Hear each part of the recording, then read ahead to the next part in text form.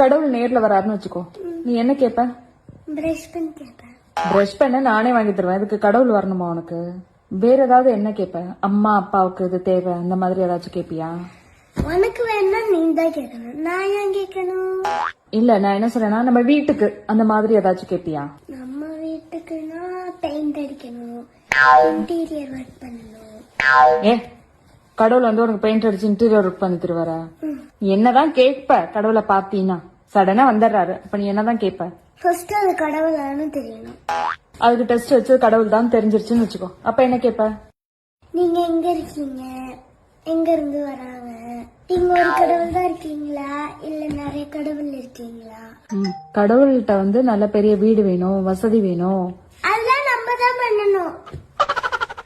அப்புறம் கடவுள் இன்டீரியர் ஒர்க்கே பண்ண மாட்டாங்கிற அப்புறம் எப்படி வீடு கட்டி தருவாங்க? சரி கடவுள் வந்தா எனக்கு நல்ல ஆரோக்கியத்தை கொடுங்க. அதெல்லாம் நீ தான் சாப்பிடுறத பொறுத்து இருக்கு. சரி நீண்ட ஆயில கொடுங்க, ஏதாவது நான் ரொம்ப வருஷத்துக்கு உயிரோட இருக்கணும், நல்லா இருக்கணும் அப்படி கேட்க. அதுக்கு ஹெல்த்தியா இருந்தாலும்.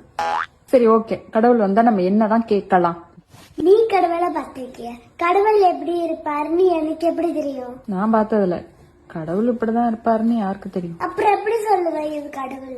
கடவுள் வந்தோடனே உனக்கு என்ன வர வேண்டும் கேள் அப்படின்னு கேட்பார்ல கடவுள் வந்தோட. கடவுள் என்ன தமிழ்ல பேசுவாரு? எல்லா லாங்குவேஜும் கடவுளுக்கு தெரியும். கடவுளுக்கு தெரியாத லாங்குவேஜே இருக்காது. கன்னடம் பேசுவாரு, தெலுங்கு பேசுவாரு. உனக்கு தெரியுமா?